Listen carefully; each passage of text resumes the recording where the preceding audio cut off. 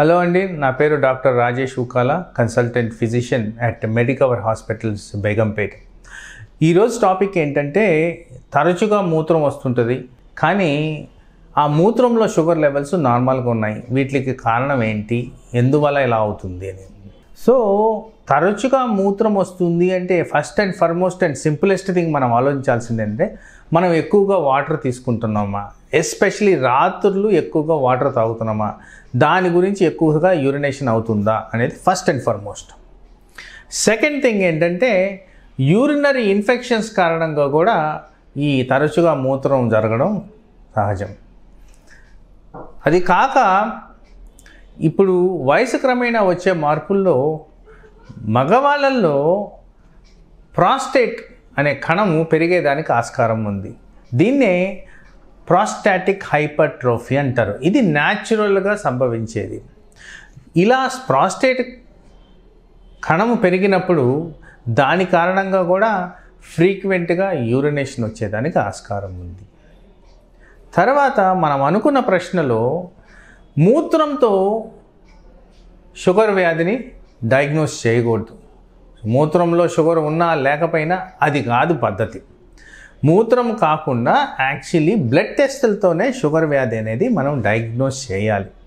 అది కూడా fasting, post lunch, 3 నెలల యావరేజ్ షుగర్ ఇవన్నీ చేసుకొని అవి ఏ విధంగా ఉన్నాయనేది చూసుకోవడం చాలా ఇంపార్టెంట్.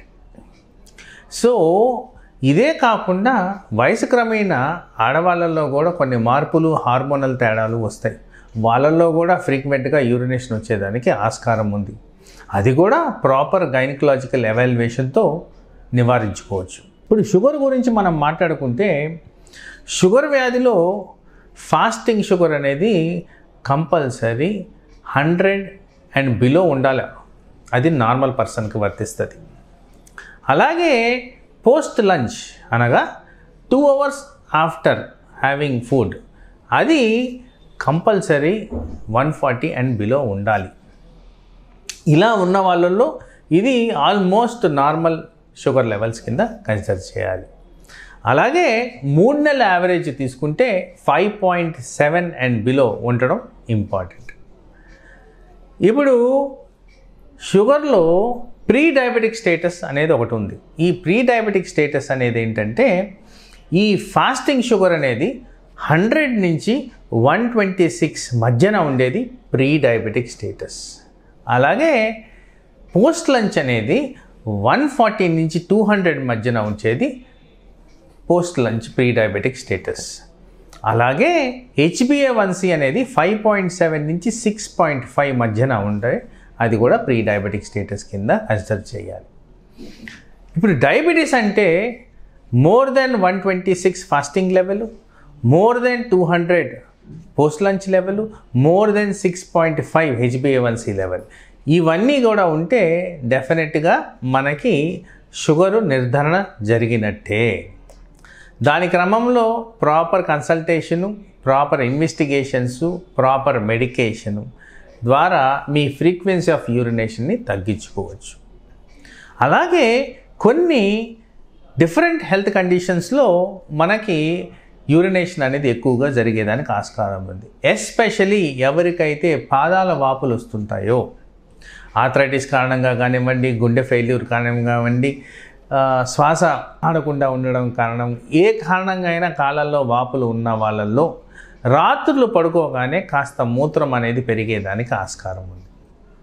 అలాగే హార్ట్ ఫెయిల్యూర్కి సంబంధించిన వాళ్ళలో కూడా ఎక్కువసార్లు మూత్రం వచ్చేదానికి ఆస్కారం ఉంది. అలాగే కొన్ని మెడిసిన్స్, పర్టికులర్గా బ్లడ్ ప్రెషర్కి సంబంధించిన మెడిసిన్స్ వాడడంలో ఈ మూత్రం అనేది ఫ్రీక్వెన్సీ పెరిగేదానికి ఆస్కారం ఉంది.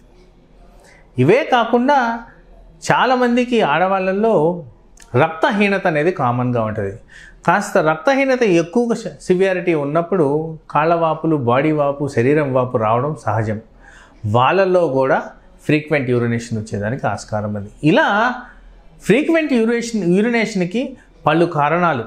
ఇది రాగానే మనం ఫస్ట్ అలర్ట్ అవ్వాల్సింది ఏంటంటే డాక్టర్ని సంప్రదించాలి.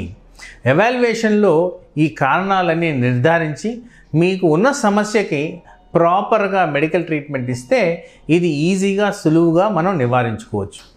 నమస్తే.